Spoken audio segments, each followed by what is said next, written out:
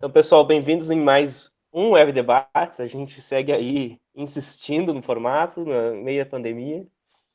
Então, eu queria primeiro agradecer a presença de todos. Queria saudar, então, o professor Henrique Alonso, que se dispôs a falar aí com a gente. O professor doutor Henrique Alonso, doutorado pela PUC São Paulo. Ele é professor da UFRN desde 95 e foi pesquisador visitante na New York University, Universidade de Córdoba, Cité Internationale de Paris, Universidade de Maryland, e National Archives e várias outras instituições internacionais. Ele é coordenador do programa de pós-graduação da UFRN, onde acabou de ser criado o doutorado em História, pelo que o João Gilberto me deu notícia. E ele é especialista em relações interamericanas e também está estudando protestantes, evangélicos e sua relação com a política. Eu queria saudar o professor Henrique Alonso mais uma vez e passo a palavra para ele. Gustavo, muito obrigado. Obrigado a todos aí pelo convite. Bom rever aí tantos amigos aí, a Cecília, esse doce que nos inspira a todos, né? Roberto e todos vocês, muito obrigado. Eu pensei em fazer uma intervenção assim rápida e provocativa, a partir da leitura do livro da Bethany Moreton, mas eu gosto muito de usar as coisas nas quais eu estou trabalhando também para pensar o mundo que eu estou vivendo. Então, eu aproveitei também para fazer algumas provocações sobre a realidade brasileira, latino-americana, e além de uma simples resenha, propriamente dita, né? Então, eu gosto, às vezes, de falar, assim, explicar essas coisas, e como dizia um antigo professor meu, que ficou famoso, né? Mas já falecido, infelizmente, que era o Ariano Suassuna, eu falo muito por arrudeios, então eu escrevi umas mal traçadas linhas aqui, eu acho melhor lê-las, para tentar me ater aí aos 20 minutos que o João Gilberto disse, e enfim, fazer aí o debate com vocês, que eu acho que é o que pode ser mais importante, aí vocês corrigem as besteiras que eu falar. Tá bom? Então, vamos lá. Inicialmente, então, eu quero agradecer o convite aí da Rede de Estudo dos Estados Unidos, especialmente ao João Gilberto e a todos que estão presentes, para dar aqui essa minha contribuição na esperança de que ela seja relevante e útil para todos que participam agora do Web Debate ou que vão vê-lo depois nas plataformas onde ele será divulgado. A temática que trago para a discussão aqui tem cada vez mais cativado meu interesse e atenção. De maneira sumária, a temática que pode talvez ser resumida numa pergunta: qual o papel das práticas e discursos religiosos na contemporaneidade? Nesses tempos que vivemos de eleições municipais no Brasil e na aproximação das eleições presidenciais nos Estados Unidos, penso que não é preciso muito esforço para reconhecer a influência das construções imagético-discursivas nas conjunturas políticas, não apenas eleitorais, nos espaços de debate público e também na vida cotidiana de todos nós nesses tempos estranhos de pandemia do coronavírus. Trago aqui brevíssimas impressões e reflexões sobre o que considero ser uma leitura interessante e provocativa. Trato do livro To Serve God and the Walmart, The Making of Christian Free Enterprise, escrito pela historiadora Bethany Moreton e publicado pela Harvard University Press em 2009. O livro foi originalmente escrito como tese de doutorado e depois revisado e atualizado para publicação.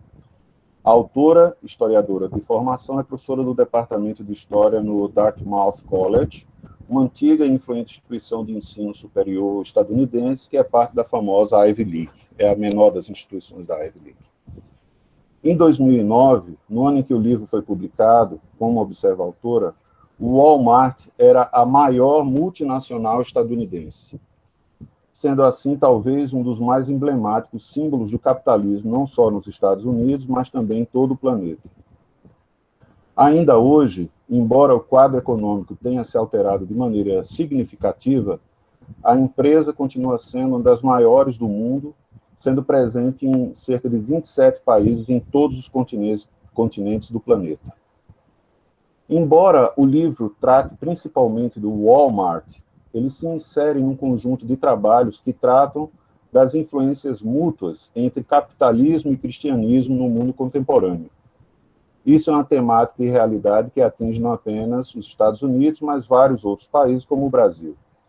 No livro são analisadas construções discursivas e práticas, onde o cristianismo é apresentado como uma ferramenta que poderia contribuir para a expansão dos valores do capitalismo, tal como apregoados pelo Walmart. O fundador do Walmart, o empresário Sam Walton, foi, em muitos aspectos, segundo assevera a autora, uma espécie de ilustração clássica da mão invisível de Adam Smith em ação. Aparentemente do nada, sua loja de descontos, impulsionada por impiedosos cortes de custos, tornou-se a maior empresa privada do mundo. E, sem dúvida, a busca de lucro de Walton tornou os produtos mais baratos disponíveis para centenas de milhões de consumidores. Não é um mistério que os consumidores aparecem em números recordes quando um varejista oferece preços significativamente mais baixos. Mais intrigante, no entanto, é entender como o Walmart conseguiu atrair tantos trabalhadores dedicados. Bethany Moreton oferece um relato meticulosamente pesquisado sobre a razão pela qual as pessoas não só estiveram dispostas a trabalhar para a empresa, mas muitas vezes também tenham desenvolvido uma lealdade feroz a essa empresa, uma lealdade quase religiosa à empresa.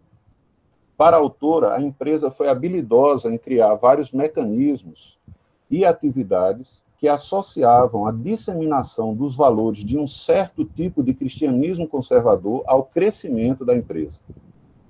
Não é por acaso, argumenta a autora, que o Walmart surgiu no Ozarks, um reduto do cristianismo fundamentalista nas proximidades do Bible Belt, do cinturão bíblico, que foi uma das últimas regiões da economia estadunidense que fez a migração da agricultura para outras atividades econômicas.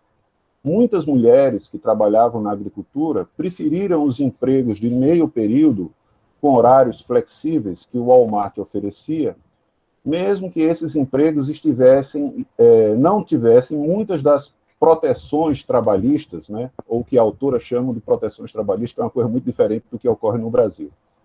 Mas muitas dessas mulheres trabalhadoras, salienta a autora, ainda estariam tentando ajudar seus maridos a viver em suas fazendas e o trabalho flexível tornaria mais fácil para elas cuidar dos seus filhos. Muitos economistas, há muito tempo, reconhecem os atrativos da flexibilidade do trabalho para alguns segmentos da força de trabalho. Mas Bethany Moreton também oferece mais observações inovadoras sobre a atração do Walmart. Ela explica, por exemplo, como a empresa invocou os ensinamentos cristãos fundamentalistas, abraçados por muitos dos seus funcionários, para criar um ambiente de trabalho que os induziu a trabalhar, abre aspas, de maneira contente e com satisfação, fecha aspas, mesmo recebendo baixos salários e péssimos benefícios quando comparados com outras empresas semelhantes. Sam Walton, o fundador do Walmart, não era um cristão fundamentalista. Ele e a sua esposa participavam da Igreja Presbiteriana, da PCUSA, de um ramo liberal da Igreja Presbiteriana nos Estados Unidos. Além disso, a sua esposa estava tão distante dos valores do cristianismo fundamentalista que ela mesma foi uma defensora do aborto precoce. Mas Bethany Moreton argumenta que o Walton, o criador do Walmart, e os seus executivos rapidamente reconheceram uma espécie de vantagem econômica de tecer vertentes específicas do sistema de crenças fundamentalistas na região de Ozark em sua estratégia corporativa. Dentro dessa estratégia estava a ênfase da empresa no conceito cristão de servant leadership, seria uma tradução meio literal, mal feita aqui, de liderança conservadora. Em outras palavras, ou em outras partes do setor varejista, a submissão exigida dos funcionários do varejo era tipicamente experimentada como humilhante.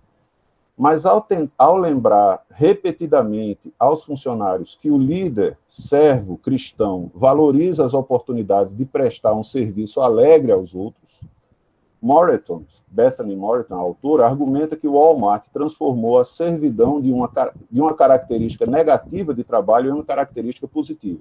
Então, ela mostra, tem um capítulo inteiro mostrando a quantidade de atividades, encontros, ensinamentos, né, e práticas que haviam dentro da empresa de treinamento e retreinamento, capacitação de funcionários nessa direção. Outra prática adotada pela empresa, assevera a autora, era a política de reproduzir as relações sociais características das famílias cristãs fundamentalistas no local de trabalho. Para isso, o Walmart precisava de um pretexto legal para contratar principalmente homens como gerentes e principalmente mulheres como balconistas, ou caixas, ou atendentes. A solução era transferir gerentes para novas localidades de lojas com frequência, uma condição de emprego que os homens geralmente aceitariam, mas a maioria das mulheres não. Mas mesmo que os empregos gerenciais pagassem melhor e oferecessem mais oportunidades de promoção, ainda havia um problema para os funcionários homens. Os empregos altamente regulamentados e orientados por regras no Walmart foram um pálido substituto para o papel de agricultor independente do qual os gerentes masculinos dessa região de Ozark, da empresa, haviam sido orientados recentemente.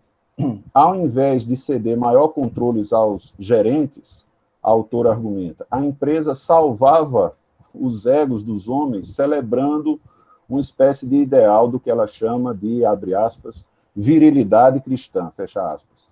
Dessa forma, as mulheres, por sua vez, estariam, entre aspas, felizes demais em adotar o papel submisso prescrito, tal como os valores das crenças do cristianismo conservador adotado pelo Walmart.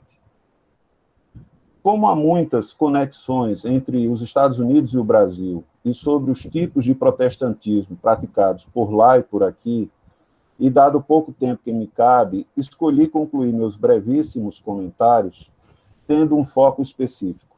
Ao invés de tratar apenas do que acontece nas relações entre práticas religiosas, economia e política nos Estados Unidos, procurei principalmente interligar tais experiências com as realidades latino-americana e brasileira, tentando localizar similitudes e diferenças, aproximações e distanciamentos, influências mútuas e possíveis interações. Escolhi trazer aqui breve reflexão não só entre as realidades dos Estados Unidos, América Latina e Brasil, mas também entre os desafios do passado próximo e do tempo presente. No trabalho da professora Bethany Moreton, discute-se como os pretensos valores de um determinado tipo de cristianismo inspira e estimula a construção de uma empresa, no caso, o Walmart. Nesse sentido, isso estimularia, segundo essa perspectiva, o desenvolvimento da empresa como expressão do crescimento do cristianismo associado ao capitalismo. No Brasil, há trabalhos que seguem direção semelhante, mas partem de perspectivas diferentes. Nesses trabalhos, trata-se de como os valores do capitalismo têm sido o ponto de partida a influenciar determinados tipos de cristianismo, para fazer com que determinadas práticas religiosas, igrejas ou até teologias cresçam. Como eu disse, trabalhos que se aproximam da perspectiva da Bethany Moreton, mas que estudam primeiramente igrejas e organizações religiosas e não empresas. Nestes trabalhos, estuda-se como os valores do capitalismo estimulariam e produziriam o crescimento de determinadas igrejas ou instituições religiosas. Cito 2 livros. O primeiro, intitulado Teatro, Templo e Mercado, Organização e Marketing de um Empreendimento Neopentecostal, estuda a maior e mais influente igreja neopentecostal brasileira, a Igreja Universal do Reino de Deus. Como sugere o título, a igreja é analisada como espaço de utilização de 3 metáforas. 1. O teatro, onde haveria a dramatização da religião. 2. O templo, que seria o cenário dos ritos religiosos, onde ocorrem emoções e práticas. E 3. O mercado, que condicionaria a atuação da Igreja Universal como perfeita expressão da ligação entre produtores e consumidores ao redor de uma linguagem exteriorizada pelos meios de comunicação de massa. Esse é um trabalho normalmente citado quando se fala da teologia da prosperidade no Brasil. O segundo livro, que praticamente não repercutiu na academia brasileira, a não ser para ser criticado por muitos, é O Marketing Aplicado à Igreja Católica, escrito originalmente como dissertação de mestrado. O autor sugere que a Igreja Católica deve, entre aspas, vender o seu produto, a salvação, como se vende qualquer outra coisa no capitalismo contemporâneo, desde o hambúrguer do McDonald's ao tênis da Nike, recorrendo à TV e aos demais canais de mídia. Conceitos como público-alvo, logomarca, ponto de venda, promoção com desconto são aplicados à Igreja Católica e estratégias são sugeridas para aumentar o seu crescimento. O autor escreve um texto laudatório e apresenta-se como administrador de empresas, especialista em marketing, além de teólogo, membro do movimento carismático católico e de uma organização chamada Associação do Senhor Jesus. A expansão do capitalismo associada ao cristianismo, tal como construído na experiência estadunidense, é tema recorrente da historiografia contemporânea que trata do período compreendido entre o início do século XX e o tempo presente no início do século XXI. Tanto na historiografia estadunidense, como também na brasileira, são recorrentemente utilizadas várias referências conceituais para tratar dessa temática. Uma delas é a americanização, que seria a expressão de processos históricos que se materializariam, quase que não sai, no que alguns autores, como Joseph Nye, chamam de soft power. O hard power estaria vinculado ao poder bélico e econômico dos Estados Unidos, e já o soft power ao poder instrumentalizado através de políticas e práticas associadas à influência cultural. Um dos trabalhos que usa essa direção é o de Antônio Pedro Tota, O Imperialismo Sedutor, a Americanização do Brasil durante a Segunda Guerra, que foi traduzido e publicado também nos Estados Unidos. Esse trabalho trata do esforço de guerra utilizado institucionalmente pelo governo estadunidense para influenciar o Brasil. Nos anos 40, o Departamento de Estado, que, como todos sabem, é o equivalente do Ministério das Relações Exteriores, mobilizou parte do que alguns chamaram de indústria cultural hollywoodiana para americanizar o Brasil. Esse é o caso da vinda de Orson Welles ou da encomenda que o Departamento de Estado fez ao Walt Disney para a criação de um personagem brasileiro de quadrinhos que seria amigo do Mickey e do Pato Donald, o Zé Carioca. Naquele momento, tais iniciativas vão mobilizar várias empresas e empresários estadunidenses, dos quais, um pouco depois, Nelson Rockefeller foi um dos mais influentes e contundentes. Os Rockefeller terão ainda grande influência no financiamento da produção historiográfica latino-americanista e brasilianista nos Estados Unidos. Esse esforço para americanizar a América Latina em geral e o Brasil em particular ganhou novo reforço na década de 60, quando da criação da Aliança para o Progresso, então o principal programa de política externa dos Estados Unidos. Naquele momento, um dos ápices da Guerra Fria, o continente latino foi considerado o que um historiador estadunidense chamou de a região mais perigosa do mundo. Embora oficialmente a Aliança para o Progresso propusesse uma aliança dos Estados Unidos com os países latino-americanos, tratava-se, na verdade, daquilo que o governo estadunidense considerava o enfrentamento da ameaça comunista no continente latino. Na América Latina em geral e no Brasil em particular, a Aliança para o Progresso atuou basicamente em 3 frentes. 1. Distribuição de alimentos e roupas através de parceria com a organização católica Caritas. A distribuição era feita em igrejas católicas e evangélicas. 2. investimentos em educação, especialmente através da USAID, United States Agency for International Development, conhecida no Brasil como USAID, e em infraestrutura, e 3, o financiamento de grupos políticos e organizações religiosas que, do ponto de vista do governo dos Estados Unidos, eram confiáveis. Ao invés de promover os valores cristãos da livre iniciativa e espalhar democracia e liberdade, um dos principais resultados da Aliança para o Progresso foi o estabelecimento de ditaduras militares por todo o continente, especialmente, mas não exclusivamente, na América do Sul. Brasil, Argentina, Paraguai, Uruguai, Chile, né? Essas ditaduras foram estabelecidas aí, grosso modo, a partir da década de 60 e duraram, grosso modo, até o início da década de 90, que foi o caso do Chile. Durante o período das ditaduras militares, uma forte e longa experiência progressista dos protestantes e evangélicos latino-americanos em geral, e brasileiros em particular, sofreu forte perseguição. Um período de repressão política e de caça às bruxas se instaurou com força em várias denominações, particularmente, mas não exclusivamente, em igrejas presbiterianas, batistas e assembleianas. Os processos de redemocratização no final do século XX instauraram um novo momento no planeta. Atingiram não apenas a América Latina, mas também países do leste europeu e ainda vários da África e da Ásia. Novamente, vários grupos políticos e empresariais dos Estados Unidos desenvolvem forte investimento na disseminação do que consideram ser valores cristãos para a promoção do capitalismo.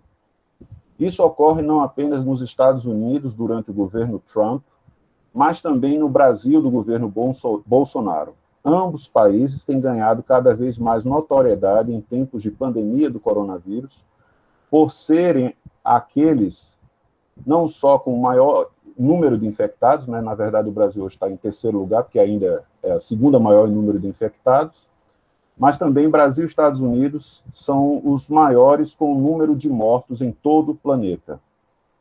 Também em ambos países, Brasil e Estados Unidos, variados grupos religiosos têm assumido discursos que propõem a defesa do capitalismo e do que consideram ser valores cristãos que estariam, entre aspas, ameaçados.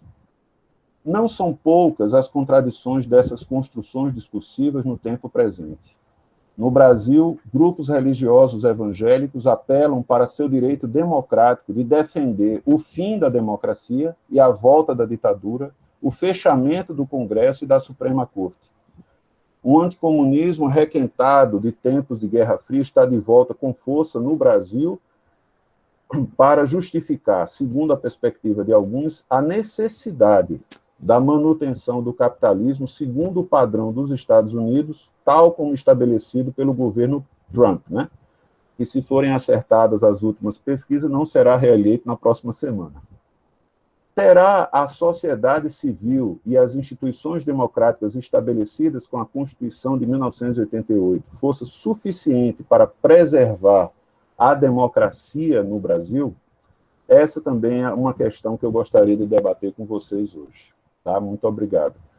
Eu saí lá da Bethany Moreton e cheguei aqui no Brasil, como eu disse, eu queria provocar vocês, espero que, no bom sentido, né? A gente tem que se explicar hoje em tempos de politicamente correto.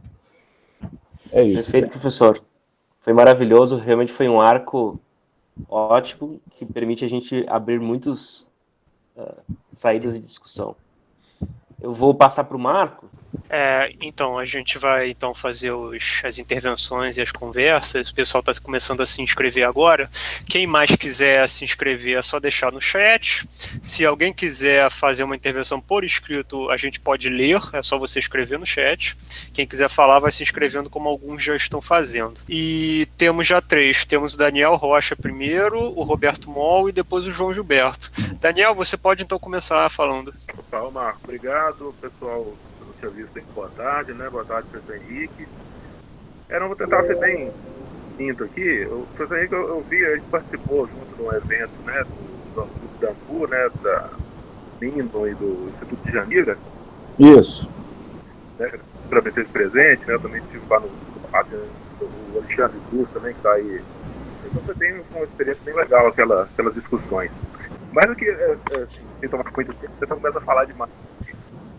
Não, eu achei legal, foi esse texto do professor Leonil, né, o Tempo de Caso do Mercado.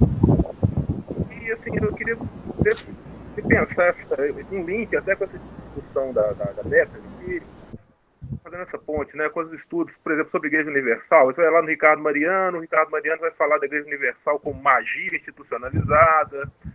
Tem outro texto do Ricardo Mariano também que ele vai falar que o futuro não é protestante, esse artigo. Ele vai falar, olha, esse protestantismo da ética do trabalho e tal, ele não é o protestantismo que explodiu no Brasil.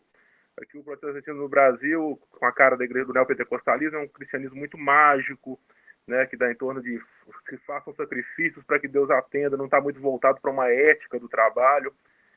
E enquanto no texto da Bethany eu vejo assim, alguns traços, né, fundamentalistas e tal, conservadores, mas ainda há alguns traços dessa noção de ética do trabalho, entende? Assim, Então eu queria ver como é que você pensa essa ponte, né? Assim, até que ponto a gente tem isso nesse no neopentecostalismo brasileiro, né? Até que ponto esses elementos de ética do trabalho estão presentes, ou a gente tem uma perspectiva mais mágica, entende? Assim, de os sacrifícios que eu faço e ali Deus vai me atender, importante é o meu pedido e menos um comportamento ético na minha vida do dia a dia, entende? Uma coisa menos weberiana e mais mágica, né? Então é isso, eu queria só ver, assim, como você lembrou desse texto do professor Leonildo, que é um livro muito legal, assim, me ver essa questão, essa ponte, né, entre a discussão que a Bethany faz e essa questão, essas discussões atuais sobre a Igreja Universal. Obrigado e parabéns aí pela exposição. Ok, então eu passo para o Roberto Moll agora. Oi, Henrique, tudo bom? Obrigado aí pela sua fala, foi muito legal. Eu tenho especial interesse, eu não li o livro da Bethany, até baixei para botar aqui na minha lista, mas eu tenho especial interesse na discussão do Walmart, por um motivo muito simples, né? O Walmart ele se tornou símbolo, e o trabalhador do Walmart se tornou quase que símbolo do eleitor do Trump na última eleição. Né? Uma relação muito grande entre essa classe média branca empobrecida, que foi simbolizada por esse trabalhador do Walmart e conservadora.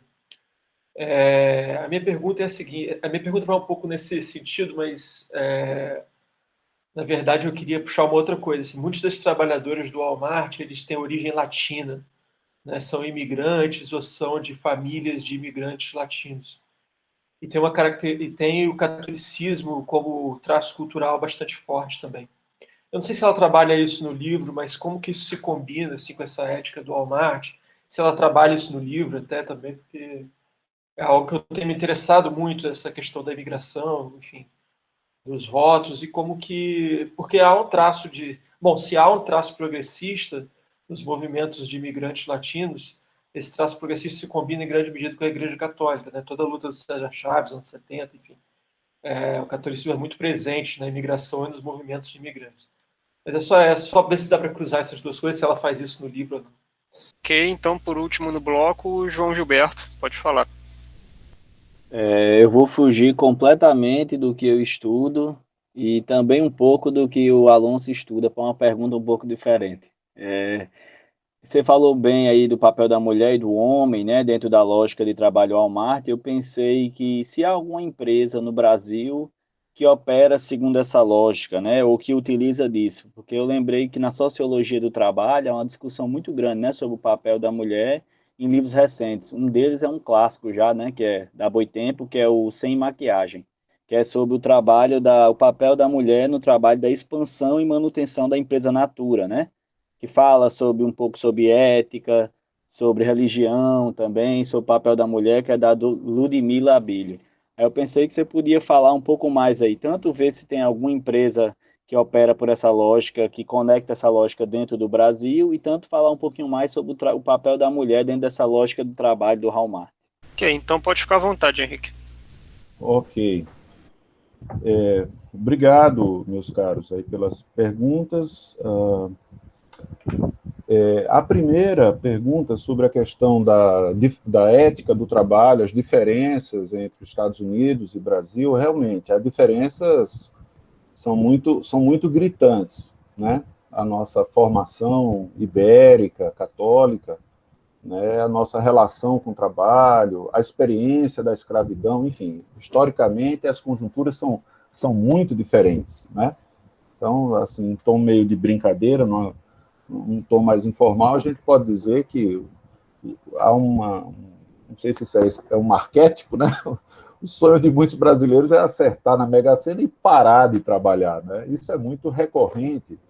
Eu me lembro aqui, por exemplo, aqui no Nordeste, isso é muito recorrente, né? Nos Estados Unidos, uma das experiências que eu tive, assim, de várias formas diferentes, que me chamou muita atenção uma certa, pelo menos nas regiões onde eu morei e fiquei, né, especialmente ali no Nordeste dos Estados Unidos e tal, essa ética do trabalho, essa certa dignidade, né, esse valor do trabalho, mesmo pessoas da classe média e tal.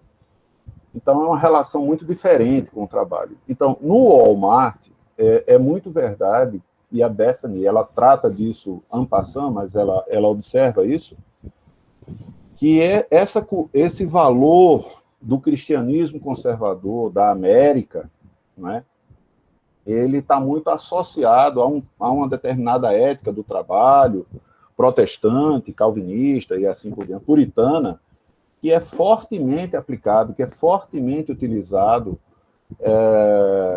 na interação com os trabalhadores do Walmart, né? Então, isso é recorrentemente utilizado, né? Ela lista várias atividades, chega a tratar de uma espécie de pequena estrutura curricular de treinamento de trabalhadores, de reuniões de motivação e tal, desse tipo de coisa. Na comparação do que se chama de cristianismo fundamentalista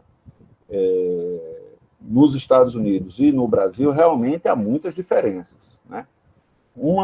Alguns autores dizem, inclusive, que a diversidade do que nós chamamos de evangélico no Brasil é gigantescamente grande, né? Alguns institutos de pesquisa apontam que há cerca de 4.500 denominações evangélicas diferentes no Brasil. Se você pensar em termos de música, de forró, heavy metal, né, passando por música clássica, tem um pouco de tudo. E se você pensar em valores cristãos da família ou conservadores, de alguma forma esses valores estão muito espraiados em várias dessas denominações. Mas no que se refere realmente à ética do trabalho, no caso específico das igrejas fundamentalistas, né, neopentecostais, neopentecostais, como é o caso da Igreja Universal, realmente é bastante diferente do que se chama lá nos Estados Unidos de igrejas fundamentalistas ou de conservadorismo fundamentalista. A relação com a ética do trabalho é diferente, né? Tanto que se você pega alguns discursos de alguns desses líderes neopentecostais, o que eles querem, como eu disse, né, seguindo uma direção semelhante, mas no sentido contrário da Bethany, o que eles querem é implantar os valores do capitalismo dentro da igreja, né, porque esses valores estariam associados ao cristianismo, mas não seriam suficientemente desenvolvidos aqui. Então, realmente, tem muito dessa brasilidade mágica, desse certo sincretismo, né? Na Igreja Universal, você não tem esse purismo, que é uma característica, digamos assim, mais do cristianismo conservador no Bible Belt, né? Então, você tem cerimônias e práticas e cultos, por exemplo, na Igreja Universal, que reúnem práticas dos espíritas, católicas, né? O culto da mesa branca, a orquídea santa, o culto do copo d'água na geladeira, em cima da televisão para ser abençoado. Então, são práticas realmente diferentes. A pergunta do Roberto, há uma presença forte de latinos, é verdade, no Walmart. Agora, no Walmart, ela não aprofunda, mas ela cita alguns conflitos que ocorreram com católicos, inicialmente porque alguns eram católicos, mas principalmente porque eles tinham alguma resistência a esse padrão do cristianismo conservador, né? O autor é lá de Arkansas, né? E a região que a empresa vai se estabelecendo ali entre o Missouri e tal, você tem alguns conflitos, chega até a se expandir num determinado momento também no Texas, onde tem muitos mexicanos de origem católica, e você está certo em indicar, Roberto, que há uma quantidade grande de conflitos com movimentos diferentes de trabalhadores por causa das práticas do Walmart, e em alguns momentos ela chega a citar que há um certo investimento com algumas determinadas comunidades e movimentos que tentam converter os católicos, né, ao protestantismo no modelo do cristianismo conservador que o Walmart usa dentro da empresa. Então, assim, ela vai citar, mas não vai se aprofundar, pelo menos é isso que me vem à mente agora, né? Até porque, embora entre os imigrantes latinos você tenha, assim, os mexicanos, eles são um grupo muito especial, e muito como os porto-riquenhos, mas você tem vários outros que vêm de outras regiões, né? E especialmente mais no final do século XX e início agora do século XXI, um livro foi publicado em 2009, né? Quando a empresa se tornou a maior do mundo, ela diz que você já tem uma forte presença de imigrantes que vêm de mais longe, como, por exemplo, brasileiros ou coisas assim, e, enfim, são latinos, mas eles começam já a entrar em outras igrejas, que são igrejas no modelo americano, que seriam mais neopentecostais e não só católicas, né? Bom, então ela não entra em tantos detalhes. Bom, eu não sei se eu respondi a contento, qualquer coisa você pode, por favor, voltar à questão. Sobre o papel da mulher, João, no caso brasileiro, eu confesso a você que eu precisaria ter mais detalhes. Eu não sei lhe dizer com muita propriedade, né, essa questão. Como isso aparece e como a gente pode fazer conexão entre essa questão do papel da mulher na religião aqui, nesse aspecto que você perguntou, e o papel da mulher lá. Agora, a Bethany Moreton, ela dedica muito espaço a isso no trabalho, né? E ela, inclusive, tem outros artigos, nos textos que eu te mandei hoje para divulgar, né? Ela tem um artigo num blog que é da própria Harvard University Press, onde o livro foi publicado, e o artigo, eu acho que é Walmart Moms, né? Que ela diz as mães do Walmart, que é o padrão dessa mulher que frequentava a igreja, dessa mulher branca, que era um lastro da presença que estruturava a família no modelo conservador, fundamentalista dessa região, né? E que é um alvo preferencial do Walmart para ser uma funcionária que, enfim, que é tida em alguns momentos como um modelo de funcionária. Ela, ao mesmo tempo que há alguma propaganda nesse sentido, e algum investimento em uma série de atitudes do Walmart para contratar esse tipo de mulher e valorizar esse tipo de mulher, ela sempre é colocada numa posição de assumir uma atitude, digamos, mais submissa, de não assumir cargos gerenciais, que são sempre destinados aos homens, e que isso seria um valor cristão que tem que ser reproduzido na empresa, e assim a empresa cresceria mais, né?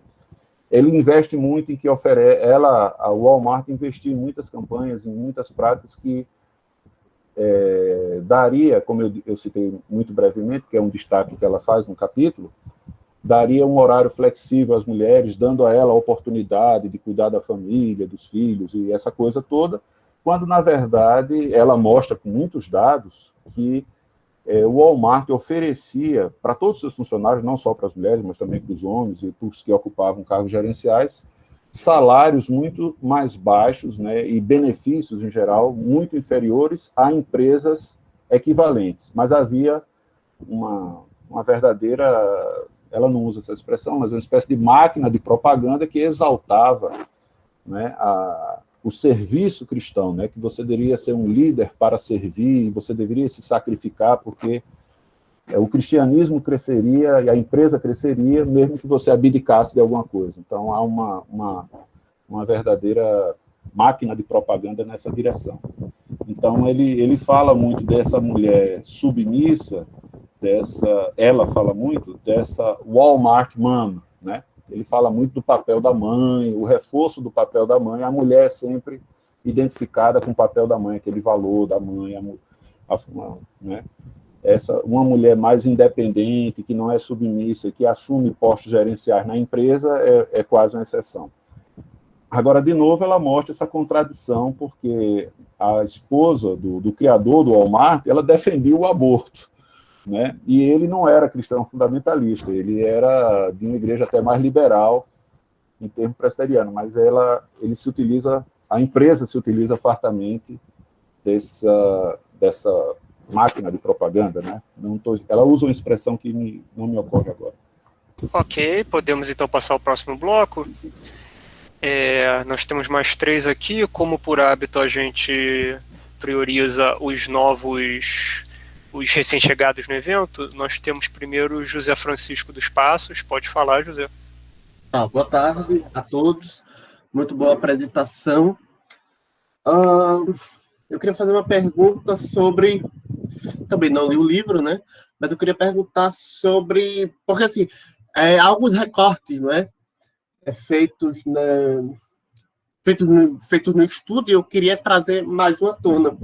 Eu queria pensar um pouco sobre esse recorte etário, né? Quer dizer, trazendo o debate também à luz do contexto nacional, não é? Quer dizer, no Brasil você vê uma ascensão e uma reformulação das igrejas evangélicas neopentecostais para os jovens, não é? Quer dizer,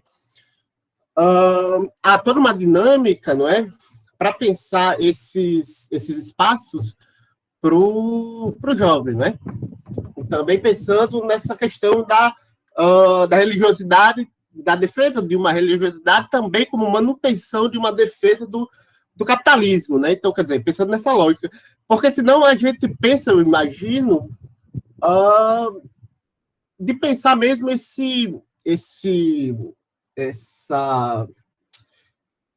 modelo de negócio do Walmart, né, quando começa ali na década de 90, se eu me estender demais, vocês me interrompem, por favor. Esse ideal do Walmart, né, não é? Quer dizer, como uma empresa que faz uma espécie de trabalho de base, né? Quer dizer, ela possibilita que essas mulheres elas tenham uma dupla jornada de trabalho, né? Porque o trabalho inicialmente é flexibilizado, né? Meio período, etc. e tal. Então, essas mulheres elas conseguem tanto trabalhar neste empreendimento, mulheres, sobretudo, né? No início desse ambiente agrário, né? E, ao mesmo tempo, que conseguem cuidar de suas crias, não é? Então, quer dizer... então, pensar um pouco nessa questão etária. Assim. Eu queria pensar esse neofundamentalismo religioso a partir da perspectiva dos jovens. Não é? Quer dizer, o que está sendo empreendido para cativar esses jovens, não é? Na medida em que não pensemos que esse público fundamentalista é aquele protótipo caquético, né, de velhos ou ultraconservadores que não tem... inclusive, uma crítica muito interessante que se faz num dos textos disponibilizados para discussão, né, daquele veículo religioso e tal.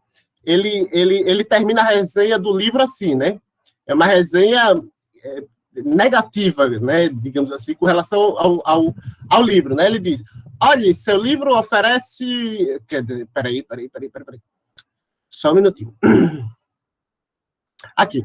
O leitor deve sair deste livro, né? Referente ao livro resenhado por Henrique Alonso, indignado com as injustiças cometidas sobre o pretexto da religião, como se tivéssemos acabado de ler um livro sobre a conquista espanhola das Américas, suas brutais explorações e trabalho escravo. Seu livro oferece o corretivo à economia estúpida, mostrando o poder da religião para moldar a economia. Seu argumento parece tornar o cristianismo americano uma religião pior do que inútil. Não é? Então, quer dizer, pensar assim, essa religiosidade, ela tem uma capacidade de cativar, né? Quer dizer, e por isso eu retorno a querer pensar esse recorte de etário, assim, como é que estão esse contexto de jovem, né, nos Estados Unidos com relação a essas questões, né, de economia, de religiosidade e tal. Eu queria aprofundar esse recorte. Não sei se me fiz entender, mas é isso. Ok, então o próximo aqui no nosso bloco é o Maurício Parisi. Você pode falar, Maurício. Boa tarde a todos. Parabéns pela exposição, professor Henrique. Uma temática muito interessante. Aproveitando a sua fala, eu queria fazer uma retomada bibliográfica do Richard Morse de O Espelho de Próspero e colocar uma questão para o debate mais geral,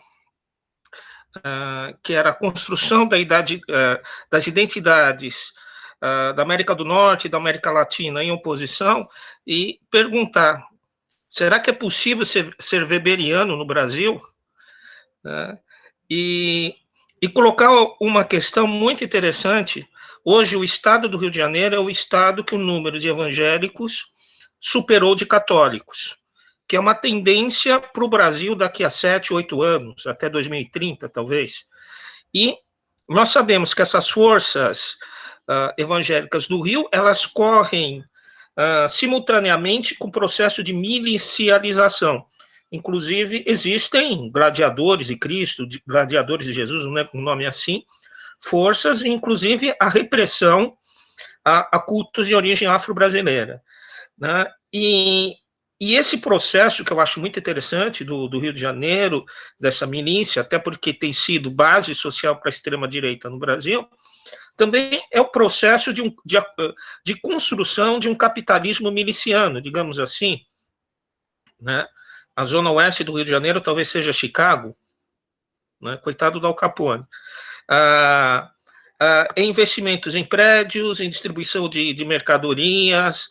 O porto de Sepitiba é um porto de entrada de produtos, paradoxalmente, made in China, para distribuição desse comércio miliciano, né? E parece que não tem, eu não sou pesquisador dessa área específica, parece que essa força, o senhor apontou a origem do Macedo nos cultos espíritas, parece que ali está se formando uma afinidade eletiva entre milicialização e neopentecostalização. Eu queria que o senhor aprofundasse essa seara. E uma outra perguntinha, se o senhor assistiu o filme The Devil All the Time, O Diabo Todo Dia, que eu acho que é em português. É um filme passado ali na região lá da Telebíblia. Obrigado novamente. Ok, então o último do bloco é o Gustavo. Olá novamente.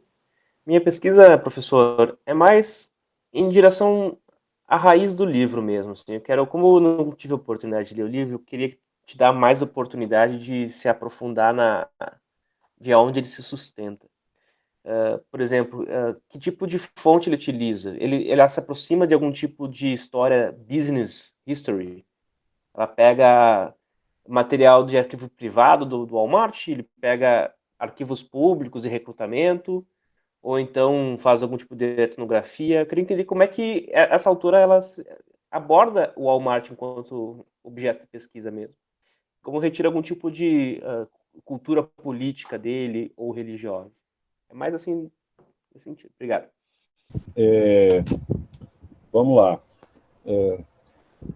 Bom, sobre a primeira pergunta do José Francisco, né, se eu entendi corretamente, a questão dos jovens, né, a questão etária, nessa reflexão, porque eu falei das mulheres, porque a autora fala muito das mães, né, das Walmart moms.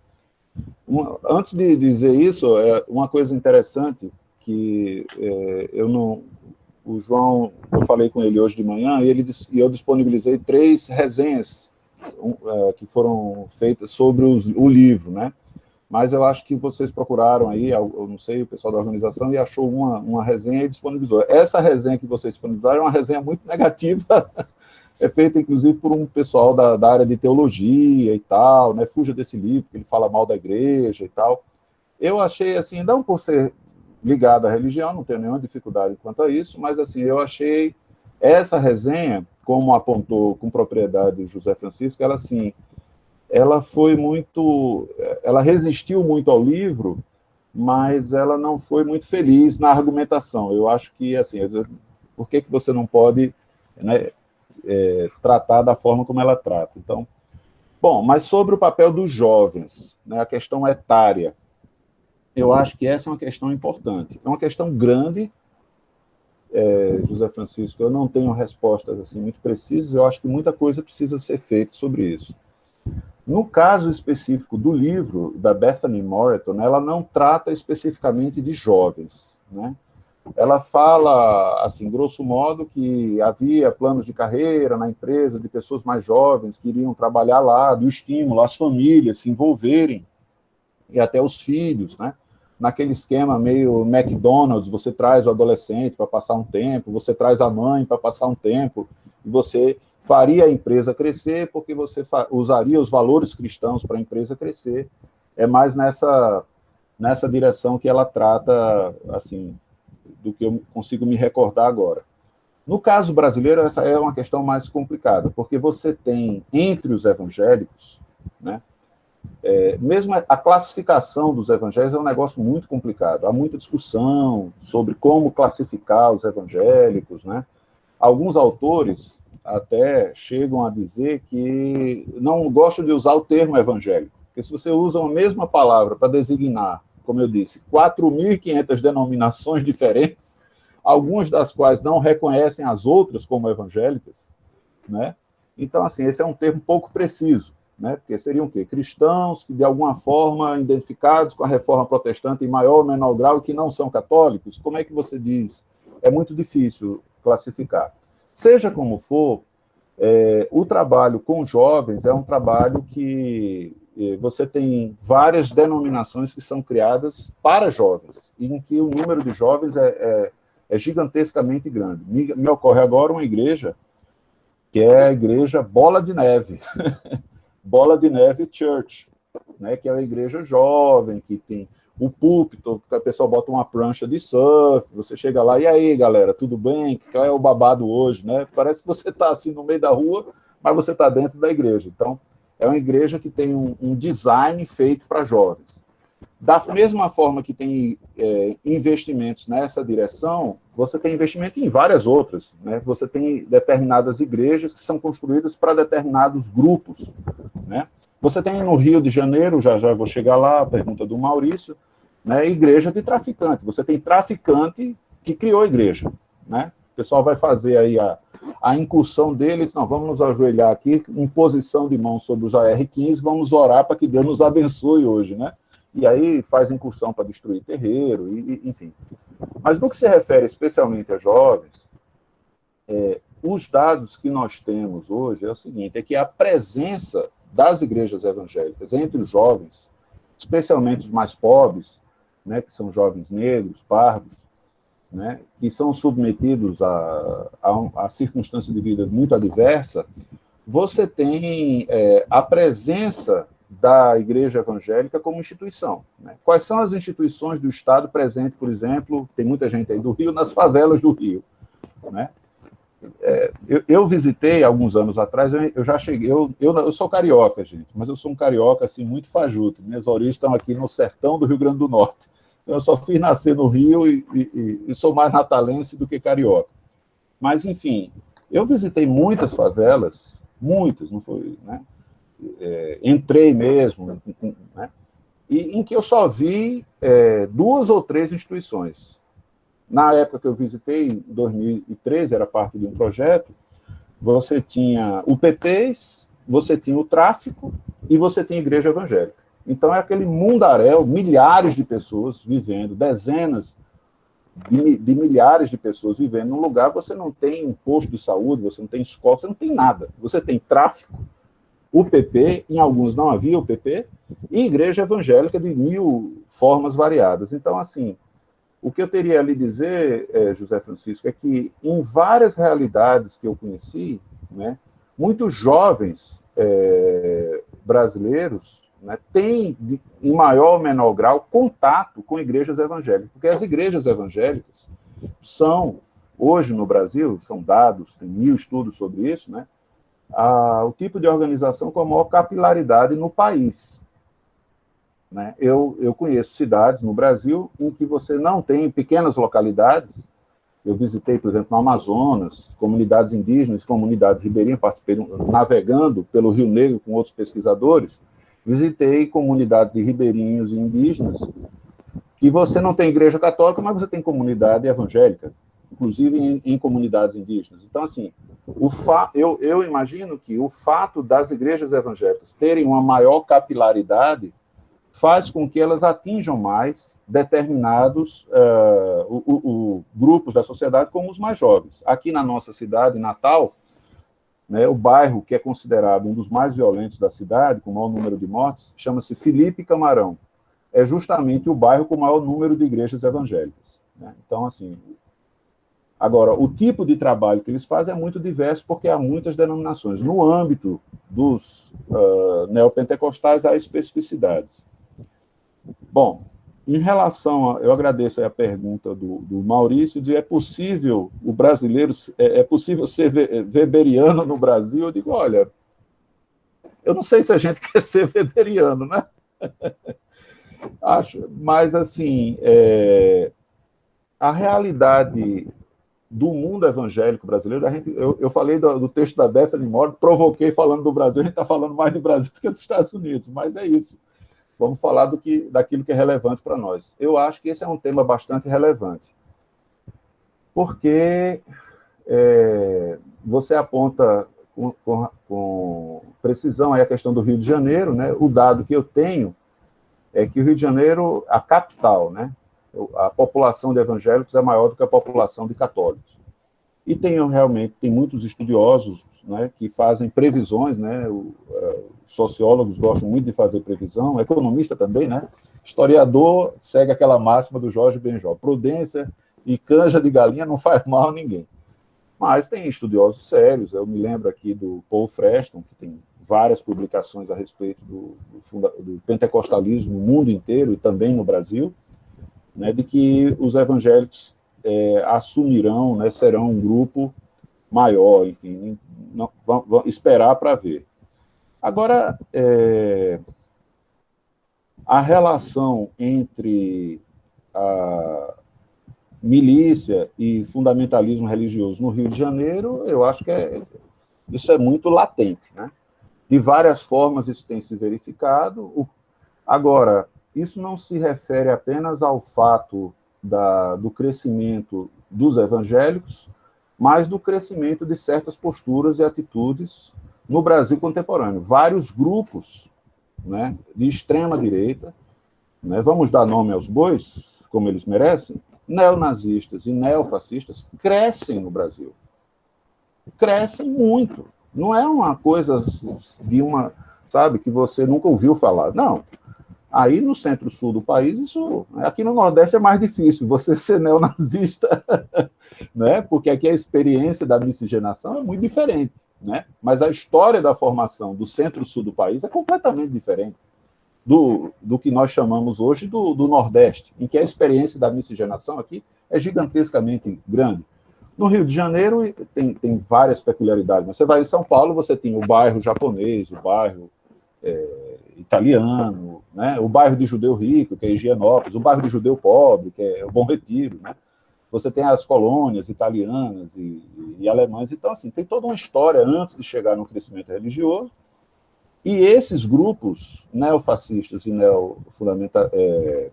neonazistas, de alguma forma, e outros grupos que nem sei se podem receber essa designação, eles têm crescido com força no país, notadamente desde aí o período do impeachment, que há uma intensificação de uma quantidade muito diferente de conflitos, né? Eu estava lendo agora que, além do impeachment aí do governador do Rio, teve o impeachment do governador de Santa Catarina, e a sua vice, que assumiu, recusou a responder uma pergunta justamente sobre isso. qual era a posição dela sobre o neonazismo, né? Porque o pai dela é um neonazista, que visitou a casa de Hitler, que, né? Você tem lá em Santa Catarina, salvo engano, em Jaguará do Sul, ou é Jaraguá, eu não sei, um candidato, foi tirado foto, né, que tem um símbolo nazista na piscina da casa dele, ele abandonou a candidatura. Então, assim, eu estou falando de grupos neonazistas e neofascistas e grupos de extrema-direita porque a violência tem se estabelecido numa proporção que a gente não conhecia, está chegando nas portas. No caso do crescimento das igrejas, há um envolvimento muito grande com diferentes grupos, são, como eu disse, 4.500 denominações diferentes. Então, você tem uma quantidade enorme de grupos empresariais, né, grupos ligados a tráfico de drogas, que estão fazendo uma máquina, né, e utilizando-se largamente da religião para isso. Né? Isso não é mais exatamente uma novidade, né? Você tem essas práticas de grupos mais recentes, né? Você tem isso sendo utilizado largamente. A primeira vez que eu estive nos Estados Unidos, na época do doutorado ainda, 20 anos atrás, não sei se alguns de vocês eram nem nascidos, mas eu fui certa feita a uma igreja batista, isso em Maryland, né? Que é ali nordeste dos Estados Unidos, mais ou menos, e era a época da guerra no Iraque, eu vi campanhas nas igrejas evangélicas para enviar armas para Israel por causa da guerra no Iraque. Então,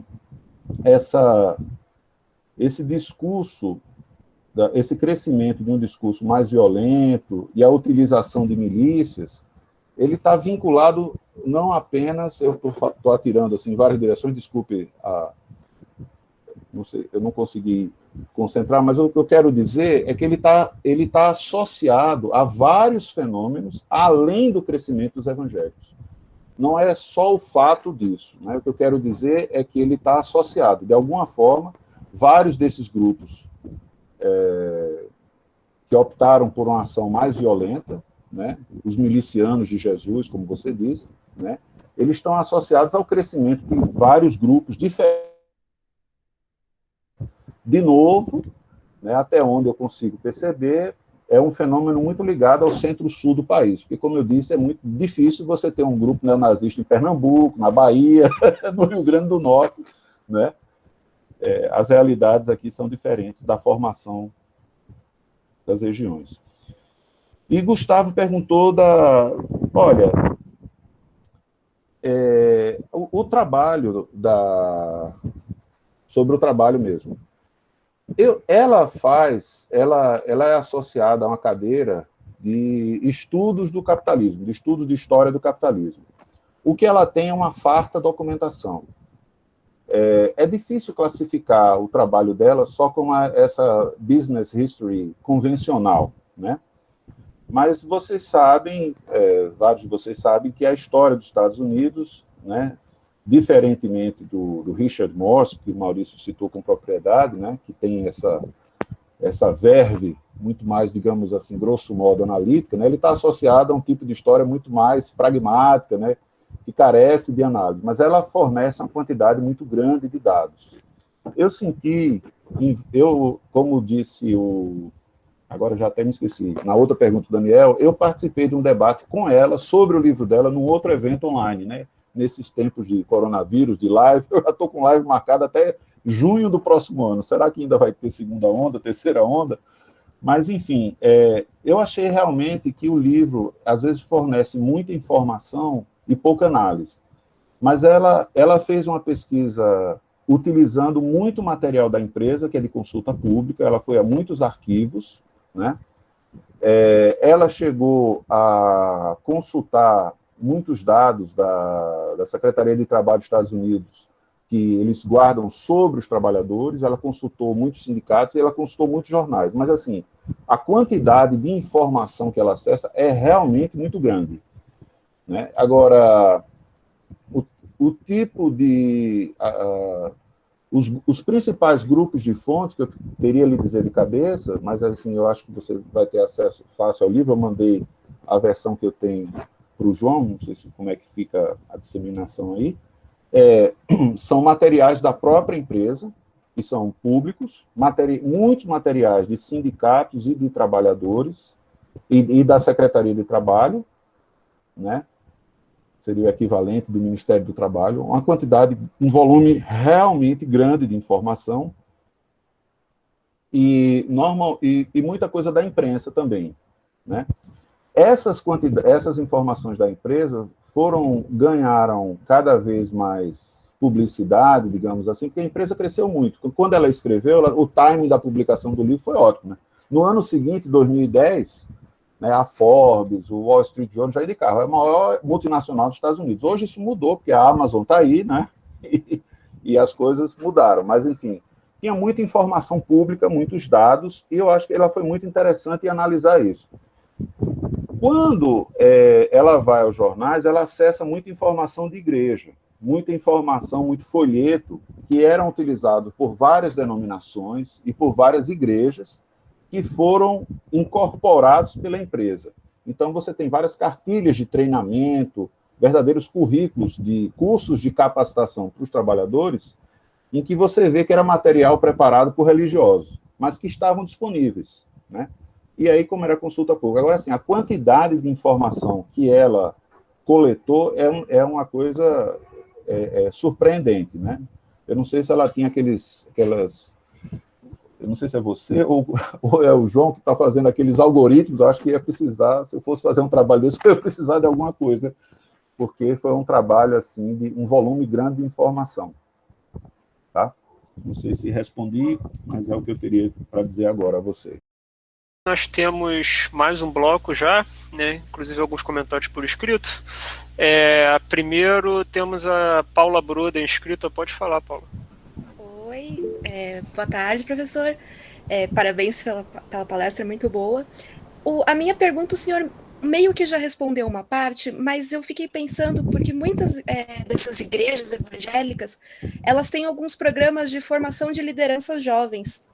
E eu queria saber se no Walmart tem, apesar de não estar muito explícito, eu não consegui ler o livro inteiro, mas parece que tem alguma orientação nesse sentido sobre os estudantes, né? Então, o que ela fala no livro, se é ou se tem mesmo algum tipo de orientação sobre formação de jovens líderes para repor depois esses gerentes que saem, que viajam, alguma coisa nesse sentido. E uma outra questão que eu tinha se existe algum caráter filantrópico na formação do Walmart, né? Porque se a gente pensa, por exemplo, os Rockefeller e a Fundação Rockefeller, tem a Fundação Ford, a Fundação Sloan, eles sempre têm algum tipo de ligação com a Igreja Batista ou com os metodistas e sempre se fala muito sobre filantropia. Então, a minha pergunta era se na fundação ou se nas diretrizes, alguma coisa do Walmart parece esse tipo de direcionamento filantrópico em algum sentido. Obrigada. Ok, o próximo, então, José Vitor Lara. Pode ficar à vontade. Aquela questão dos eleitores do Trump serem representados aí pelos funcionários da Walmart. Eu pensei numa relação, né, entre digamos assim, o mesmo setor social que a gente poderia colocar aqui no Brasil, que seria os funcionários da Havan, né, que tem essa pretensão, né, de criar, me parece, pelo menos, essa ética do trabalho que existe nos Estados Unidos e recriá-la, de certa forma, no Brasil, né? O Luciano Engel, o dono da Havan, ele sempre faz essa comparação, né, incessante entre aqui nos Estados Unidos, trabalhar e ficar rico é considerado uma dádiva de Deus, e aqui no Brasil é motivo de inveja, né? A minha questão vai nesse sentido, porque são aproximações, né? O Bolsonaro tem uma aproximação muito grande com o Luciano Engel, automaticamente com o Trump. No âmbito da política externa, isso chegou a citar aí no final, você acha que há um esforço entre, talvez, o Itamaraty, o Departamento de Estado, na atualidade, para desenvolver essa ética que a autora narra, né, no Walmart, nas empresas brasileiras, né, de uma forma de construir essa mesma questão? Obviamente que isso é um processo que vem, você comentou da Aliança para o Progresso, que é um tema também que eu estudo, né, no doutorado. Eu me lembrei do período da Aliança para o Progresso, quando eles enviam um especialista, vai fazer um relatório sobre o Nordeste, né, o Mervyn Bohan. A primeira pessoa que ele procura, né, nesse relatório é um reverendo estadunidense, do Bose, que, enfim, faz um diagnóstico alarmante do Nordeste, fala dos grandes problemas em relação ao trabalho, né, no Brasil e tudo mais. Inclusive, na época, já estava combatendo o método de alfabetização do Paulo Freire, isso em 61, no final de 62, eu acho. Então, é um processo assim que é uma tentativa, né, dos Estados Unidos, das políticas externas, de inserir esses valores do trabalho no Brasil, que eu acho que parece que foi reforçado agora no governo Trump-Bolsonaro. Né? Eu queria saber se você tem algo a comentar sobre essa relação. O último do bloco é o Wallace Costa, que mandou um comentário por escrito. Ele diz o seguinte: ele não teve acesso ao livro e está se perguntando como o Walmart e esse capitalismo protestante interagem com grupos homossexuais. A autora trata da questão? Então são essas 3 perguntas e pode ficar à vontade, Henrique. Sobre essa questão de treinamento de jovens, Paula, e de formar lideranças e tal dentro do Walmart, havia, né? Mas assim, para ser muito sincero, eu não me recordo agora o destaque que ela dá isso, a não ser, ela não chama a atenção, isso não desperta na autora, pelo menos do que eu me recordo agora, uma atenção muito particular, a não ser o envolvimento que, na verdade, não só para jovens, mas ela diz que são os jovens que mais participam disso, com o crescimento da empresa em outros países. Então, alguns jovens, né, que chegam a assumir alguns cargos gerenciais, eles vão participar do crescimento da empresa indo a outros países, né, o Walmart até recentemente era grande no Brasil, né, está saindo do país e tal, mas enfim, e em vários outros países ela cresceu.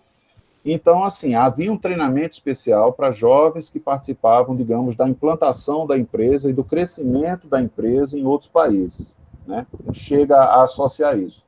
E há um estímulo à presença de jovens a se envolverem com uma experiência de primeiro trabalho ou de trabalho part-time, de entrarem, de terem a oportunidade de trabalhar na empresa, enfim, embora isso seja sempre muito contraditório, como ela disse, né? Porque, por exemplo, em alguns exemplos que ela dá, você trabalhar no McDonald's, às vezes o seu trabalho por hora você podia ganhar mais do que trabalhar no Walmart, né? Então, diferentemente do caso das mulheres, das mães do Walmart, como ela fala, né, que tem um acesso mais, digamos assim, privilegiado, né, por algumas razões que ela elenca, né, você não vai ter muitas mães, né, comparativamente no McDonald's, como tinha no Walmart, quando ele é criado lá na década de 60 e vai crescendo, especialmente depois dos anos 80 também. Em relação à filantropia, ela faz uma crítica muito grande, porque há um estímulo, entendeu?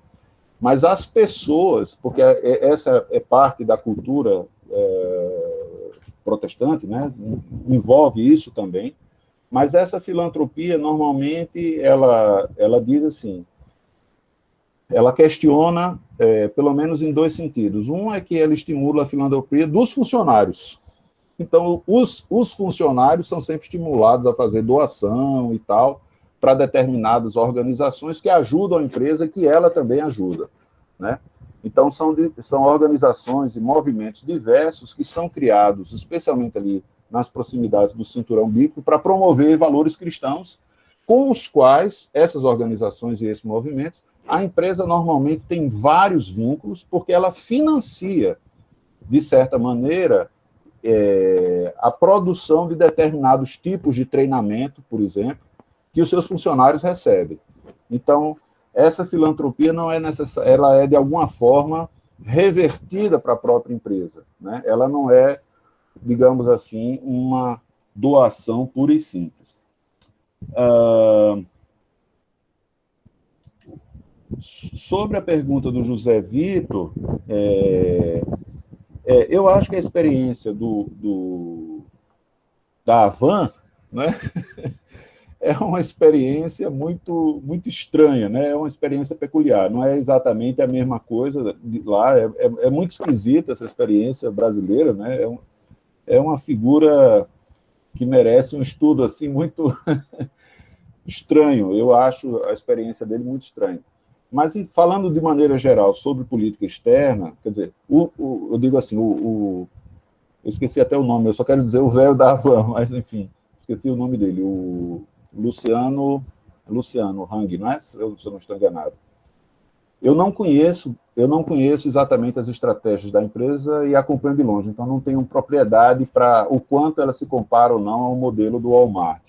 Mas, em termos de política externa, a partir do trabalho da Bethany Moreton, já existem alguns trabalhos que mostram como o Walmart, em alguns países, né, ele foi utilizado, e de alguma medida ainda hoje é utilizado, né, para se vincular a determinadas estratégias, tanto de crescimento da própria empresa, quanto de alguma aproximação com objetivos específicos da política externa dos Estados Unidos. Então, tem um trabalho interessante, por exemplo, que está publicado em livro, que eu acho que é fácil de vocês acharem também, é o Walmart na China, né, o Walmart in China, em que já foi publicado há alguns anos atrás, em que fala desses conflitos, né, que entre Estados Unidos e China, e como ele tenta crescer lá com os valores cristãos e tal, mas tem uma série de dificuldades, por razões óbvias, né, mas ele procura receber apoio do governo dos Estados Unidos. A última notícia que eu tive, que está bastante desatualizada, é que na era Trump ele tem tem a participação de pessoas do Walmart no Departamento de Estado, nas relações, nos setores que lidam especialmente com a China. Mas há, sim, um investimento, né, porque ela indica, embora ela não trate disso com tanta profundidade, apenas referências mais ou menos esparsas, entre muitos contatos que houve, eu não sei o quanto esses contatos foram além de uma formalidade ou se desdobraram em maiores iniciativas, né, entre funcionários ou executivos do Walmart e membros do Departamento de Estado, né, porque na diplomacia, tradicionalmente, quando você tem uma grande empresa que vai se expandindo, você tem uma área de alguma espécie de assessoria econômica, né? Agora, os desdobramentos disso não é o foco da autora, porque a autora fala muito do Walmart dentro dos Estados Unidos, né? Embora recorrentemente faça referência a isso, que é uma multinacional que cresce e se expande para outros países. Bom, você falou sobre a Aliança para o Progresso. Bom, o meu doutorado foi sobre a Aliança para o Progresso, quem sabe a gente pode trocar figurinhas depois, né? Teria muita coisa a dizer, mas a ideia da Aliança para o Progresso era isso, espalhar a democracia e tal, é uma reação à Revolução Cubana, né? A Aliança para o Progresso, não sei se você sabe, você citou assim um pouco Paulo Freire, ela financiou o projeto piloto do que depois ficou conhecido como o Método Paulo Freire, né? Que era um programa de alfabetização de adultos, que inclusive foi aqui no Rio Grande do Norte, a experiência piloto na cidade de Angicos, que era a cidade natal do então governador Aloysio Alves, né? E durante a época da Aliança para o Progresso, o Rio Grande do Norte foi o estado que mais recebeu recursos em termos proporcionais da Aliança. E, na verdade, a Aliança para o Progresso, embora tivesse oficialmente esse objetivo de espalhar a democracia, os valores da livre iniciativa, na verdade, se tratava, em tempos de Guerra Fria, daquele enfrentamento, né, do perigo, do câncer, do cancro comunista, e aí você financiou vários grupos, inclusive grupos religiosos, né? E o Wallace, ele perguntou sobre a questão dos homossexuais. Ora, ela não tratou especificamente desse assunto, mas, de maneira geral, o foco dela era falar... Eu estou ouvindo aqui um barulhinho, não sei se é do meu próprio microfone. Tá legal o som? Tá legal? Ok. Então, essa questão, havia uma defesa muito grande do modelo de família cristã segundo os padrões do cristianismo fundamentalista da região, grosso modo aí, que eu posso dizer, do cinturão bíblico. Então, assim, o papel da mulher é ser mãe, ser submissa, né? Aquela cultura mesmo WASP, né? White, Anglo-Saxon, Protestant, quer dizer, o espaço dos negros é um espaço mais subserviente, e ela faz referência a alguns conflitos que há com determinadas organizações de trabalhadores, até o Roberto tinha referido, né? Mas eu confesso a você que eu não me recordo especificamente não me recordo agora, o livro é grande também, de tratar dessa questão dos homossexuais, mas há uma resistência clara a isso, né? Não só uma resistência, há um combate a qualquer padrão de gênero ou de relacionamento que esteja distante do que eles consideram os valores da família cristã, branca, protestante, tal como estabelecido no cristianismo conservador, né? Então, e isso envolve uma série de práticas da empresa, porque eles querem reduzir custos, né? Até na relação mesmo dos trabalhadores, eles pagam menos aos trabalhadores, na média, do que outras empresas, eles têm um número menor de benefícios, enfim, a resistência a qualquer coisa que esteja fora desse padrão é muito clara. Então, eu não me recordo agora de tratamento específico da questão dos homossexuais, mas eles estariam fora do padrão da família tradicional cristã, segundo o modelo conservador, fundamentalista lá, né? Então, não há espaço para eles, como não há espaço para mulheres em cargos gerenciais, como não há espaço para negros, né? O modelo de propaganda, inclusive dos anos 70, é sempre aquele modelo do homem branco que vai ocupar cargos gerenciais, né? Ela mostra vários dados, ela fala muito da Walmart Mom, desse modelo de Walmart Mom, né? Olha, nós nos preocupamos com as mulheres, mas é porque elas têm que ser mães, têm que ficar em casa, têm que cuidar dos filhos, né? Você não vai ter a mulher que vai crescer. Agora, ela associa isso, de novo, a uma estratégia muito grande de crescimento de lucros, né? Porque várias vezes ela relembra o criador, né, da empresa. Ele não é fundamentalista, a mulher dele, eu acho que é Helen Walton, ela defende o aborto e coisa desse tipo, mas no dia a dia da empresa, basicamente, ele assume esses valores da cultura, grosso modo, WASP, né? Bom, não sei se eu respondi, era isso que eu... Bom, já que as respostas foram feitas, eu vou passar para a Cecília, que geralmente tem esse papel de pergunta final, encerramento. Então, Cecília, está contigo. Meio sem querer. Meio sem querer. Tem sido assim, tem que ouvir primeiro os jovens, deixa eu falar. Bom, agora vai ser ótimo a Cecília falar, porque ela corrige todas as besteiras que eu falei. De jeito nenhum. De jeito nenhum. Você sabe que eu já estou em outro mundo, né, Henrique?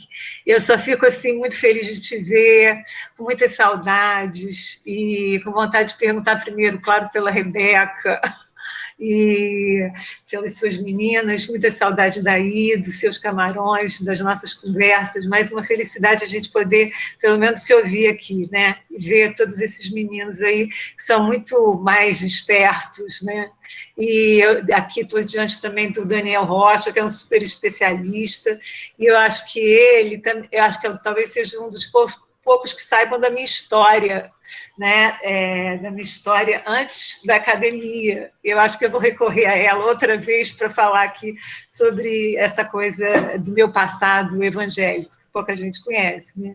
Mas eu comecei a vida no magistério, não foi na UF, nem foi na Baixada Fluminense, foi como professora da escola dominical de uma igreja chamada Nova Vida, que você conhece naturalmente, né? Todo mundo que trabalha com isso conhece a Nova Vida, que foi uma igreja, a primeira igreja, eu acho, se não estou errada, que chegou no Rio de Janeiro, também não é à toa que é no Rio de Janeiro, na década de 70, com uma proposta de trazer o neopentecostalismo não para o público fiel das favelas, mas para a classe média branca. E abriu um templo em Botafogo, de mármore, super assim, com aquela estética modernista e tal, e era para um público classe média branca que não queria aquela estética das Assembleias de Deus, queria poder usar calça comprida e tal. E eu era jovem naquela altura eu era jovem, no início da década de 70, e minha mãe, que era de uma família evangélica tradicional, queria me levar para lá e me convenceu dizendo que lá podia usar calça comprida, né? E isso era uma novidade, né, na igreja neopentecostal. E tinha um bispo americano chamado McAllister, Robert McAllister, né, que foi o primeiro que introduziu essa nomenclatura, né, de bispo aqui nas igrejas evangélicas. Foi o primeiro bispo que eu tenho notícia, foi ele. E eu não só fui ser professora da escola dominical depois de um tempo, mas fui a muitos retiros de jovens, né?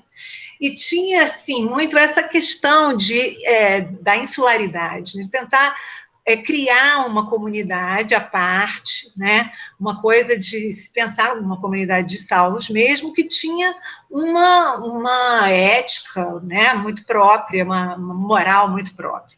Mas por que eu estou falando disso? Porque o Rio de Janeiro também é uma coisa muito particular, né? Com essa coisa de você ter essa mão de obra evangélica muito farta, né?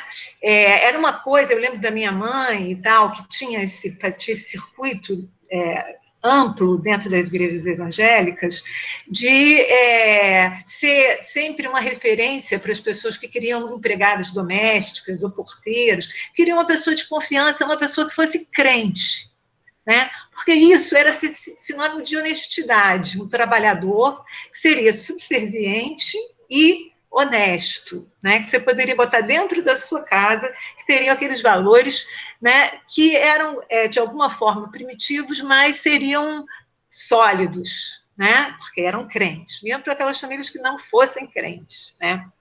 Bom, e agora eu vou juntar com uma outra coisa absolutamente da minha vida presente, que eu, claro, abandonei a igreja há muito tempo, e minha mãe diz que foi a universidade que me pôs a perder. Quando eu entrei para a universidade, fui fazer história, eu abandonei a igreja. E aí, e agora que eu abandonei a universidade, abandonei a história, eu fui cantar, né? Aí o Gustavo, que sabe da minha vida agora, na música. E aí entrei para uma coisa de um coralzinho super simpático, de coroas, assim, aposentados e tal. E aí, tinha um tecladista no coro, que era um cara muito simpático e tal, e ele disse assim, olha, eu recebi uma proposta irrecusável para tocar num evento empresarial super gigante no Rio Centro. Quem não conhece o Centro, é um lugar de eventos maior no Rio de Janeiro. E vai ter, assim, um evento super mega, com milhares de pessoas. Eu estou pensando num flash mob, uma coisa assim, que eu preciso de 100 vozes para fazer um flash mob nesse evento.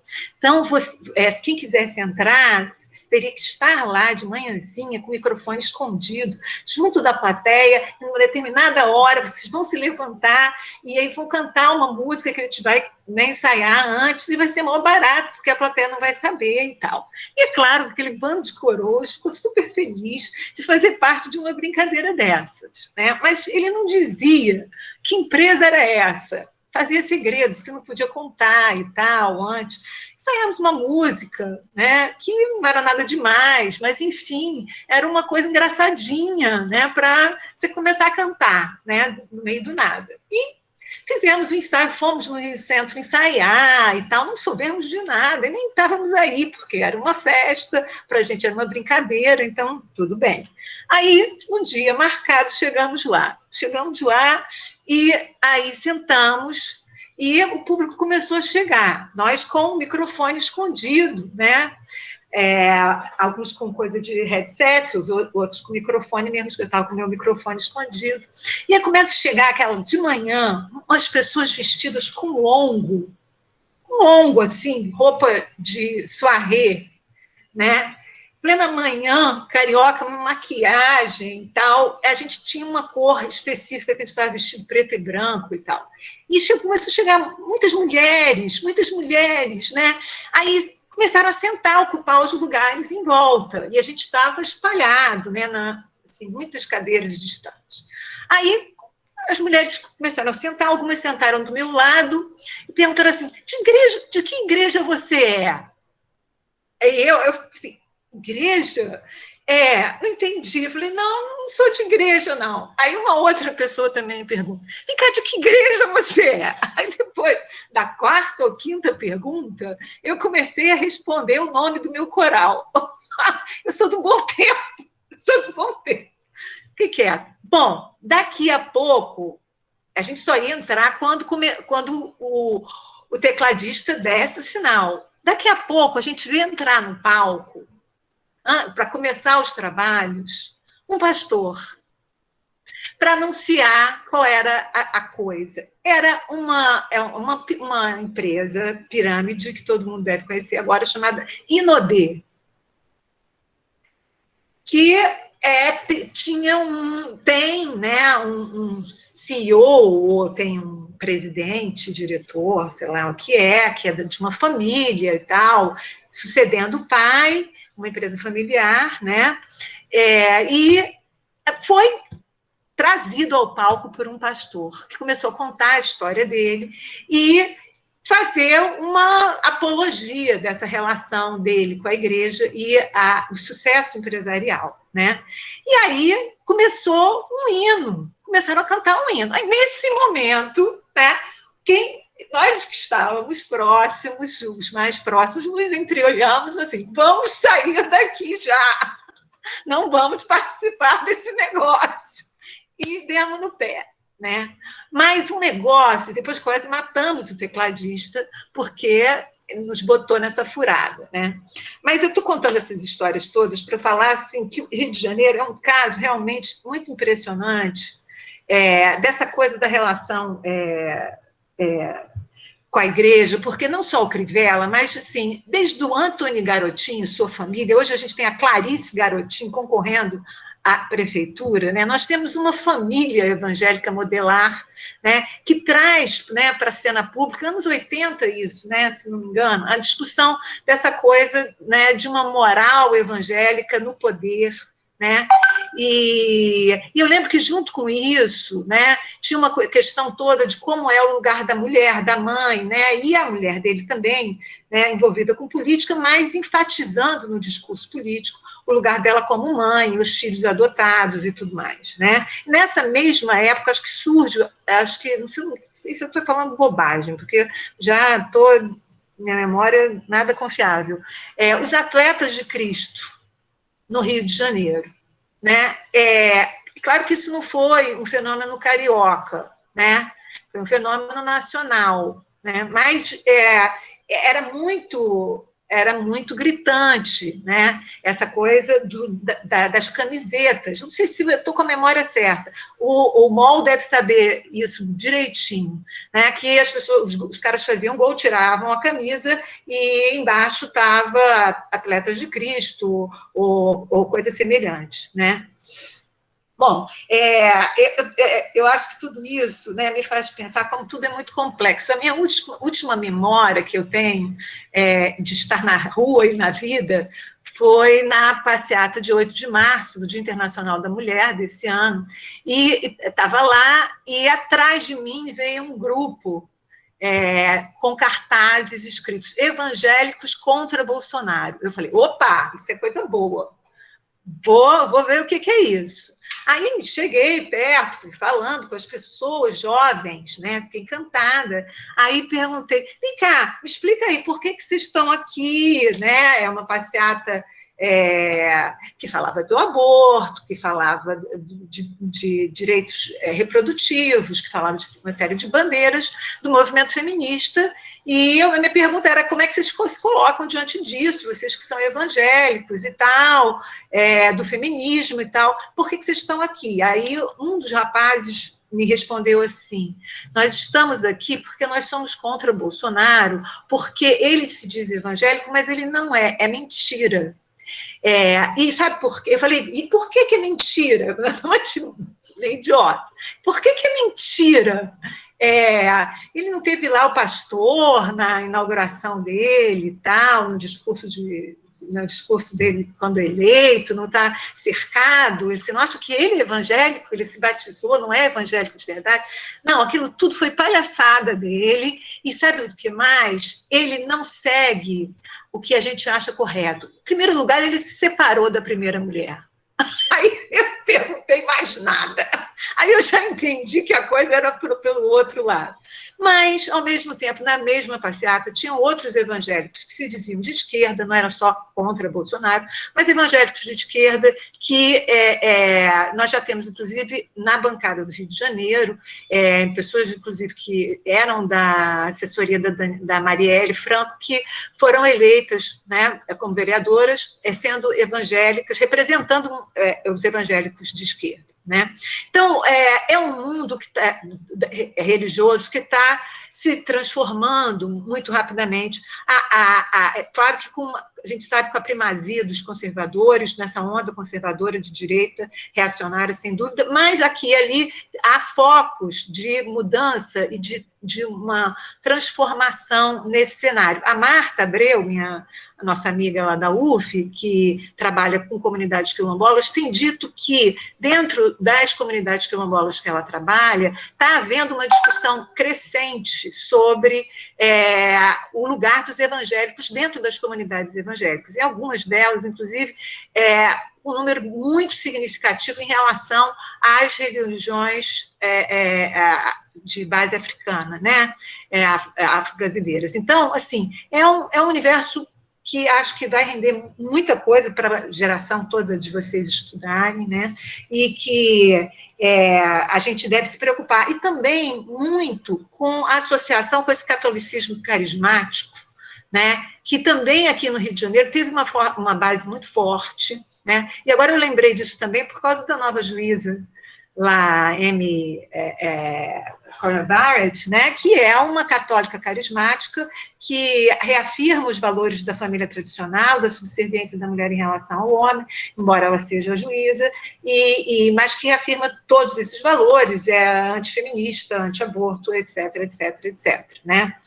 E, assim, eu já falei demais, eu só quero acabar com a única nota que a gente pode chamar de acadêmica nessa falação toda, que é uma lembrança que eu tive do Benjamin, quando ele fala, né, que não é simplesmente o protestantismo como espírito, o capitalismo, o espírito do protestantismo, como Weber assinalava, mas o capitalismo como uma religião, né, que cresceria, de alguma forma, parasitando valores do cristianismo. Né? Então, isso me veio à cabeça, né? Quer dizer, claro que são questões que você pode separar, né? Mas que fazem a gente refletir, né? Como se pode, né, fazer uma interpenetração dessas duas religiões, vamos dizer assim, se não são uma só. Tá. Querido, então, um prazer te ver, viu? Desculpe essa falação toda sem sentido. Eu achei ótimo. Quer complementar, Henrique? Eu queria falar um pouco, se a gente ainda tem algum tempo, abusar um pouquinho mais da paciência e da gentileza de vocês. Não, é interessante. Olha, quando eu falo dessas... Eu tenho cada vez mais falado dos evangelhos, porque eles estão muito relevantes, né? Eu gosto muito de tratar de temas que envolvem, grosso modo, assim, a relação entre cristianismo, história e política. Isso é muito presente no Brasil, nos Estados Unidos. Nas relações internacionais, isso faz cada vez mais diferença. E quando você vai falar, especialmente do mundo evangélico brasileiro, desperta muita reação, porque né, para o bem ou para o mal, em maior ou menor grau, de alguma forma, todos nós fomos ou estamos sendo expostos a alguma coisa sobre isso, né? Aqui, na minha experiência, como eu disse, Cecília, eu sou um carioca meio fajuto, né? Porque eu criança, vim para Natal, e as minhas origens estão no sertão do Rio Grande do Norte. E o semiárido, o que nós chamamos de semiárido nordestino, ainda hoje é a região, ao contrário da cidade do Rio de Janeiro, menos evangélica do Brasil. Eu tenho uma ligação, eu venho de uma família assim, fortemente religiosa, né? Então, tenho essa experiência também. O cristianismo evangélico, mais tradicional no Brasil, ele sempre foi, e o neopentecostal também, ele é muito prosélito, ou seja, tem essa ideia de missão, essa ideia de expansão, né? Que, como você sabe, você já escreveu no século passado, eu acho, sobre isso, né? Que está associada a isso, até a ideia de expansão da fronteira nos Estados Unidos, de alguma forma, dos missionários que vieram para cá, e ele é muito prosélito. Os evangélicos no Brasil, né? O proselitismo é uma parte importante. Havia essa imagem aí nos anos 70, eu me lembro da minha mãe, que era muito católica também, e eu também era católico. Quando eu era criança, nos anos 70, minha mãe diz, olha, a gente quase nunca teve, eu venho da família pobre, mas a gente teve algumas poucas vezes empregada doméstica quando eu era criança, mas ela diz, olha, empregada doméstica aqui em casa só se for crente. Eu disse, por quê, mamãe? Eu não sabia nem o que era isso. Porque crente não mente nem rouba. Né? Essa ideia, quando, segundo dados do IBGE, na década de 70, o número de evangélicos no Brasil era, grosso modo, 5% da população. Hoje é cerca de 1/3, segundo a última PNAD. Os evangélicos, eles têm muita presença em algumas áreas, inclusive na música, como você falou. Você está num coro agora, mas você tem, na cultura dos Estados Unidos, a relação entre música e religião é fortíssima. Mas aqui também, inclusive no Nordeste, né? Inclusive em várias partes do Brasil, você tem muitos músicos, muita gente que aprendeu a cantar e a tocar vários instrumentos, né, na igreja. Você tem uma quantidade enorme de pessoas, né? Onde é que um pobre, que não tem dinheiro nem para comer, aprende a cantar? Ou aprende a tocar algum instrumento? É na igreja evangélica, em algum tipo de igreja evangélica. E essa relação com música. Eu acho que é uma relação importante em vários aspectos, porque continua crescendo na cabeça de muitos. Há um preconceito muito grande, eu acho, na academia. Eu me surpreendo ainda hoje, cada vez mais incomum, porque a realidade se impõe, o desconhecimento muito grande, né, sobre isso. As pessoas acham que evangélico é uma coisa só, é um mundo muito diverso, muito heterogêneo, né? E gostemos ou não, o número de evangélicos cresce, e cresce muito entre os trabalhadores e entre os mais pobres. Porque num estado de situação que nós temos com pouca presença do Estado, por exemplo, nesse momento de crise sanitária, de crise econômica, e como o Brasil não é para principiantes, de crise política, você precisa do Estado, né?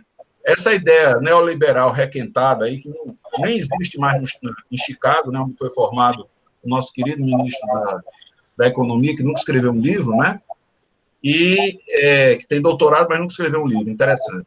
E a proposta era privatizar os postos de saúde, as unidades básicas de atendimento. É uma loucura, é insustentável isso. Por que eu estou dizendo isso? Porque nesse momento de carência econômica, em que há pessoas que estão morrendo de fome, eu conheço pessoas que estão com a existência ameaçada, porque carecem de ajuda. E nesse momento, enquanto nós estamos aqui conversando, uma das maiores redes de apoio assistencial que existe nesse país é a rede de comunidades de evangélicos que estão distribuindo cesta básica, entendeu? Inclusive nas igrejas. Algumas igrejas criam para os mais pobres redes de solidariedade, redes de apoio, que não existem. Está todo mundo despirocando, né? Eu conheço muita gente que está tomando angústia, depressão, isolamento, gente tomando remédio para dormir, gente tomando remédio para acordar, síndrome do pânico, E para os mais pobres, às vezes o que sobra é essa rede de apoio que estão nas igrejas, para o bem e para o mal. Uma crítica muito comum ao Bolsonaro é essa que você falou, mas não é o fato de ele ter se separado propriamente, Cecília, mas é o fato de, em tendo-se separado e tendo tido não sei quantas mulheres e não sei quantos filhos, com não sei quantas mulheres, e essa história, cobrar dos outros o que ele não faz. Porque para os evangélicos, a relação entre separação, divórcio, não é a mesma coisa dos católicos. É um mundo muito diverso. Você tem realmente muitos... os evangélicos entrando em muitos ambientes diferentes. Aqui, eu moro no estado que tem a única governadora mulher, né? Já é governadora do Brasil. E ela ela é negra e índia, e homossexual. E, vez ou outra, pede oração de grupos evangélicos que vão lá no Palácio do Governo orar por uma negra, índia, homossexual e petista. Você veja que loucura, que diversidade é essa. Mas é uma diversidade que eu acho que espelha a complexidade da nossa sociedade, né? Você falou dos atletas de Cristo, uma coisa que a Bethany Moreton refere, e que eu acho que é bom, digno de nota, é o seguinte: há uma quantidade muito grande nos Estados Unidos e também aqui no Brasil de organizações chamadas para-eclesiásticas. Os atletas de Cristo foram justamente isso, eles não eram uma igreja, é uma espécie de organização que juntava evangélicos que eram atletas. Daí o nome Atletas de Cristo. Então, vários jogadores de futebol, Kaká, surfista e tal, foram atletas, né? E uma última coisa sobre sobre o que você falou e sobre o que conversamos aqui, que é uma questão que eu acho que é importante, é a noção de igreja. Parece coisa de discussão que às vezes está fora da história, mas é uma coisa que eu acho meio óbvia, mas as pessoas às vezes não conhecem. Na tradição ibérica católica, a igreja, instituição, né, ela é uma referência muito importante no sentido de que a instituição garante uma série de coisas, o acesso a Deus e tal. O clericalismo é muito forte. Você tem que ter um padre para construir uma igreja, você tem que ter autorização do bispo e tal, e tal. No mundo evangélico, essa noção da instituição, né, ou dos que estudam teologia, da eclesiologia, é completamente diferente.